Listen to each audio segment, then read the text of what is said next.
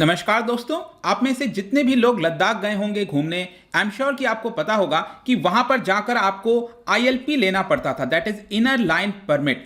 तो ये जो रेस्ट्रिक्शंस लगा हुआ था, इसको लद्दाख एडमिनिस्ट्रेशन ने समाप्त कर दिया है। आईएलपी लेने की अब आवश्यकता नहीं पड़ेगी। ये आप देख सकते हो, Ladakh scraps permit system for tourist visiting protected areas. तो इसके बारे में हम देखेंगे कि अभी तक क्या रूल था, लद्दाख को कब से टूरिज्म के लिए ओपन किया गया है, प्लस इसका परिणाम क्या होगा, इसको लेकर वहां पर जो लोग हैं वो क्या सोचते हैं। इसमें आपको काफी कुछ जानने को मिलेगा। चलिए आगे बढ़ते हैं, लेकिन उसके पहले अगर आप स्टडी आईक्यू को सपोर्ट करना चाहते हैं तो simply you have to click the join button और यहां पर जाकर आप हमें बहुत ही कम दाम पर सपोर्ट कर सकते हैं। चलिए देखते हैं एग्जैक्टली यहां पर हो क्या रहा है, हम क्यों इसके बारे में डिस्कस कर रहे हैं। देखिए, जो डोमेस्टिक टूरिज्म है उसको और ज्यादा अट्रैक्टिव बनाने के लिए यहां पर यूनियन टेरिटरी की जो एडमिनिस्ट्रेशन है लद्दाख, उन्होंने डिसाइड किया है कि जो इनर लाइन परमिट का रेस्ट्रिक्शंस था इंडियन सिटीजन्स के ऊपर, उसको यहां पर हटा दिया जाएगा। देखो, मैं थोड़ा सा आपको समझा देता हूं। अगर सपोज आप डायरेक्टली लेह जाते हो, जैसे कि आप देख सकते हो ये आपका लद्दाख का पूरा रीजन है। अगर आप डायरेक्टली ले जाते हैं, अगर आप दिल्ली से फ्लाइट पकड़े ले गए, तो वहां पर पहुंचने पर आपको कोई परमिट की आवश्यकता नहीं है। आप वहां पर जा सकते हैं और यूजुअली यही होता है, जो टूरिस्ट जाते हैं वहां पर एक दिन 2 दिन जो है रेस्ट करते हैं और फिर बाकी जगह घूमने जाते हैं, जैसे पैंगोंग हो गया, नुब्रा वैली हो गया, अलग अलग जगह वो जाते हैं। लेकिन वहां पर जब जाओगे आप, तब आपको इनर लाइन परमिट की आवश्यकता पड़ती थी। तो ये जो इनर लाइन परमिट है, ये डोमेस्टिक टूरिस्ट को भी चाहिए होता था और जो फॉरेन टूरिस्ट हैं उनको भी चाहिए होता था। लेकिन अभी के लिए क्या किया गया है, जो लद्दाख की होम डिपार्टमेंट है उन्होंने कहा है जो इंडियन नेशनल्स हैं, जो इंडियन सिटीजन्स हैं, उनके लिए ये रिमूव किया गया है, नॉट फॉर दी फॉरनर्स। ये आपको ध्यान रखना है, जो फॉरनर्स हैं उनको भी अभी भी परमिट लेने की आवश्यकता है। लेकिन पहले क्या होता था कि ये जो परमिट की वैलिडिटी है ये 7 दिन तक रहती थी। तो अब क्या किया जाएगा, जो फॉरेन टूरिस्ट हैं उनके लिए जो वैलिडिटी है वो 15 दिन तक एक्सटेंड कर दिया गया है। 7 दिन की बजाय अब 15 दिन का मिलेगा। लेकिन इंडियन नेशनल्स के लिए, सिटीजन्स के लिए यहां पर कोई परमिट लेने की अब आवश्यकता नहीं है। थोड़ा बहुत रेस्ट्रिक्शन है, मैं आपको आगे बताऊंगा, लेकिन पहले का थोड़ा सा हम रूल देख लेते हैं। देखिए, पहले क्या होता था, यहां पर आपको जो इंडियन सिटीजन्स हैं उनको आइडेंटिटी प्रूफ देना होता था। अगर आपका आधार वगैरह है वो देके आप इनर लाइन परमिट ले सकते थे। जो फॉरनर्स हैं उनको यहां पर पासपोर्ट विद वीजा दिखाना होता था, या फिर अगर आप ओवरसीज सिटीजन्स ऑफ इंडिया हैं तो वो आप कार्ड दिखाकर ये परमिट ले सकते थे। इसमें एक और चीज मैं आपको बताता हूं, जो आईएलपी का वर्ड हम इस्तेमाल करते हैं ना, इनर लाइन परमिट, ये डोमेस्टिक टूरिज्म के लिए इस्तेमाल होता था। जो इंडियन सिटीजन्स हैं उनको आईएलपी लेना होता था। जो फॉरनर्स हैं उनके लिए ये शब्द का इस्तेमाल नहीं किया जाता आईएलपी, उनके लिए ये होता है शब्द, इसको कहते हैं प्रोटेक्टेड एरिया परमिट।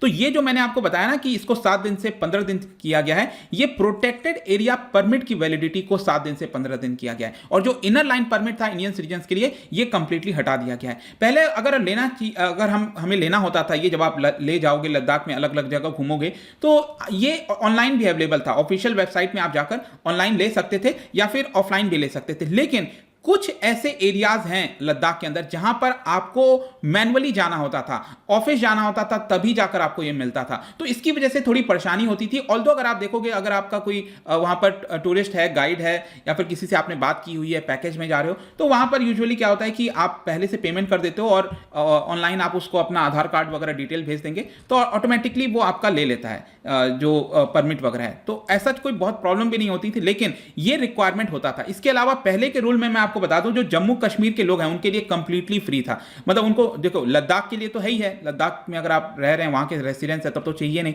लेकिन अगर आप जम्मू कश्मीर के नागरिक भी हैं तो भी वहां पर आवश्यकता नहीं पड़ती थी। इसके अलावा जो बच्चे हैं, चाहे किसी भी देश के कोने से, अगर 12 साल से कम उम्र के हैं, उनके लिए भी यहां पर लेने की आवश्यकता नहीं पड़ती थी। जम्मू कश्मीर के रेसिडेंट के लिए सिंपली आपको एक वैलिड आईडी प्रूफ दिखाना होता था और आप एंट्री कर सकते थे। अगर हम आईएलपी एरियाज की बात करें तो कुछ एरियाज ऐसे थे जो कि इसके अंदर आते थे। स्पेशली मैं आपको बताऊं तो ये जो मैप में आप देख रहे हो ना, जो बॉर्डर के एरियाज हैं, जैसे अक्साई चीन के साथ जो हमारा एरिया यहां पर इन्होंने ले लिया था 1962 में, ये वाले जो एरिया के साथ बॉर्डर आपके सटते हैं, चाहे आपका चुमार वाला रीजन हो गया नीचे, या फिर ऊपर अगर आप पाकिस्तान के साथ ये वाला बॉर्डर अगर आप देखोगे, लाइन ऑफ कंट्रोल, और चाइना के साथ जो लाइन ऑफ एक्चुअल कंट्रोल है, तो बॉर्डर एरियाज पर ज्यादातर अगर आप देखिए तो ये आपका इनर लाइन परमिट की सुविधा की गई थी। और जैसे लेह तो आप देख रहे हो बीच में है यहां पर, तो यहां पर इसकी आवश्यकता नहीं पड़ती थी। तो पहले ये वाले कुछ एरियाज हैं, जैसे आपका पैंगोंग लेक हो गया, नुब्रा वैली हो गया, सो मोरोरी लेक हो गया, आपने सुना होगा, आर्यन विलेजेस, नुब्रा वैली में भी आप देखिए दिस्कित है, हुंडर है, ये सारे एरियाज में जरूरत पड़ती थी। और इसमें अगर आप गए होगे लद्दाख वगैरह, या फिर मैं आपको बता दूं कि उस रास्ते पर जब आप जाते हैं ना तो बहुत सारे चेक पोस्ट बनाए हुए हैं, तो वहां पर आपको गाड़ी रोकनी है, परमिट दिखाना है, तभी आपको आगे एंट्री मिलती थी। तो इस तरह का पूरा सिस्टम मिलता था। लेकिन अब ये जो पूरा स्टेप लिया गया है, इसमें बेसिकली यही कहा जा रहा है कि टूरिज्म को बढ़ाने के लिए कर रहे हैं, और लॉन्ग रन में, क्योंकि अभी नया नया यूनियन टेरिटरी बना है लद्दाख, लॉन्ग रन में इसकी इकोनॉमी जो लोकल एम्प्लॉयमेंट वगैरह है उसको एक काफी बड़ा बूस्ट मिल सकेगा। लेकिन इसका मतलब क्या हुआ कि आपको कोई फी में नहीं पे करना पड़ेगा, क्योंकि आईएलपी जब आप परमिट लेते हो ना, वहां पर आपको कुछ रुपए पे करने होते हैं, कुछ फी पे करना होता है। लेकिन मैं आपको बता दूं, अभी भी 2017 में क्या था, एक ऑर्डर के माध्यम से सरकार ने 300 रुपीज एनवायरमेंट फी लगाया था और 100 रुपए रेड क्रॉस फंड फी के ऊपर, ठीक है। तो ये हर एक पर्सन को देना होता था। तो अब क्या होगा कि ये वाला जो फी है वो आपको देना ही पड़ेगा, ऐसा नहीं है कि ये फी माफ कर दिया गया है। और ऑनलाइन पोर्टल के माध्यम से बहुत ही आसानी से आप दे सकते हो, तो इसमें ऐसा कोई प्रॉब्लम नहीं है कि आपको जाना है ऑफिस तभी आप कर पाओगे। लेकिन अभी भी ये जो नया कानून लाया गया है, इसमें थोड़े से रेस्ट्रिक्शंस अभी भी होंगे। ऐसा नहीं है कि जहां मन करे वहां पर आप लद्दाख में अलग अलग जगह चले गए। स्पेशली वो एरियाज जो बहुत ही ज्यादा इंपॉर्टेंट है स्ट्रैटेजिकली भारत के लिए, जो विलेजेस वगैरह एकदम बॉर्डर पर हैं, वहां पर ये अभी भी आपको अलाउड नहीं होगा। वो बेसिकली बोला गया है, यूनियन होम मिनिस्ट्री ने बोला है कि आप एक लिस्ट प्रिपेयर करिए, वो कौन कौन से विलेजेस हैं, एरियाज हैं, और ये पुलिस और आर्मी मिलकर इसको प्रिपेयर करेंगे कि जहां पर जो टूरिस्ट हैं उनको अलाउ किया ही नहीं जाएगा, भले ही चाहे कुछ भी हो जाए। और स्पेशली इसके लिए अंदर बताया जा रहा है दुमती हो गया, चुमार वाला जो रीजन हो गया, वहां पर टूरिस्ट को अभी भी अलाउ नहीं किया जाएगा। अब यहां पर एक और चीज मैं आपको इंटरेस्टिंग बताता हूं। लद्दाख अगर आप देखोगे ना, तो वो तो क्या है ना कि जो आपका कौन सा वो मूवी आया था ना, 3 इडियट्स, वहां से बहुत ज्यादा टूरिज्म बढ़ने लगा था। पहले उतना एक्सेस ही नहीं होता था। इनफैक्ट लद्दाख जो ओपन किया गया था टूरिस्ट के लिए, इट वाज इन अक्टूबर 1974, उसके बाद अलाउ किया गया था। और उसमें भी अगर आप देखेंगे तो बहुत ही लिमिटेड नंबर ऑफ प्लेसेस है जहां पर अलाउ किया जाता था। उस समय भी पैंगोंग सो जो एरिया हो गया, लेक हो गया, वो भी रिस्ट्रिक्टेड था, क्योंकि वो खुलाई 6 बजे से 5 बजे तक होता था, तो इसीलिए कोई जा भी नहीं पाता था। और ये थोड़ा सा प्रॉब्लम आपको देखने को मिलेगी। इनफैक्ट लद्दाख में टुरतुक जो एरिया है, जो नुब्रा वैली के आगे आता है आपका, 2010 में इसको भी ओपन किया गया।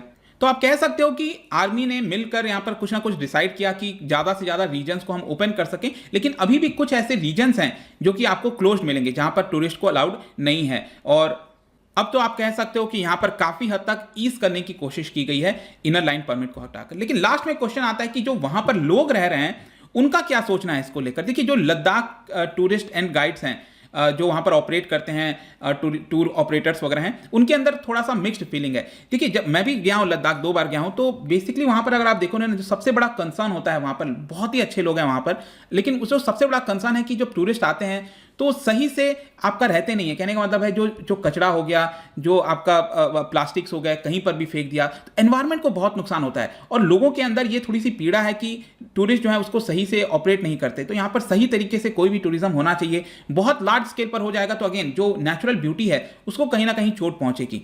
लेकिन वहां पर मिक्स्ड फीलिंग है। कुछ जो टूरिस्ट ऑपरेटर्स हैं उनका कहना है कि इसकी वजह से जो ट्रैवलर्स के ऊपर बर्डन होता था, गवर्नमेंट ऑफिसेस जाना, ये निकलवाना परमिट, ये तो हटेगा। लेकिन कुछ लोगों का ये कहना है कि यहाँ पर जो टूरिस्ट की सेफ्टी है उसका एक थोड़ा सा सवाल खड़ा हो जाता है, क्योंकि पहले आप परमिट वगैरह लेते थे, सारे डॉक्यूमेंट जमा करना होता था, तब आपको परमिट मिलता था। लेकिन अब क्या है कि वो आवश्यकता नहीं है। इसकी वजह से थोड़ा सेफ्टी को लेकर कंसर्न है कि कहीं ऐसा ना हो जाए, क्योंकि पाकिस्तान चाइना के साथ जो बॉर्डर शेयर करते हैं तो कहीं क्रॉस बॉर्डर कुछ ना हो जाए, तो इसको लेकर थोड़ा सा सेफ्टी का कंसर्न है। अदरवाइज ठीक है, यहाँ पर बोला जा रहा है कि टूरिज्म बढ़ेगा। लेट्स सी कि क्या होता है, बट आई होप कि इसके माध्यम से आपको सब कुछ समझ में आ गया होगा। मैं आज आपके लिए जो क्वेश्चन लेकर आया हूँ, देखिए, आपने इनर लाइन परमिट की जो हमने बात की था, ये आपको नॉर्थ ईस्ट रीजन में बड़ी मात्रा में मिलता है, और स्पेशली ब्रिटिशर्स के टाइम पे ये चलता आ रहा है। तो इनर लाइन परमिट कुछ राज्यों में लागू है नॉर्थ ईस्ट के अंदर। क्या आप बता सकते हो कि कौन से राज्य में लागू नहीं है? ये आपको यहां पर बताना है। इसका जो राइट आंसर है आपको पता ही है, मेरे इंस्टाग्राम पर तो मिलेगा ही। वहां पर अगर आप नहीं हो कोई बात नहीं, टेलीग्राम से भी आप इसका सही उत्तर ले सकते हैं। मैं कई सारे एमसीक्यूज यहां पर स्टोरीज में डालता रहता हूं, आप वहां पर जाकर प्ले कर सकते हो इंस्टा पे, या फिर अगर आपको पीडीएफ चाहिए तो टेलीग्राम पर आइए। अलग अलग सोशल मीडिया पर भी आप उनसे यहां पर जुड़ सकते हैं। आई होप कि ये वीडियो आपको पसंद आया होगा। मिलता हूं आपसे next time. Till then, thank you very much, see you soon.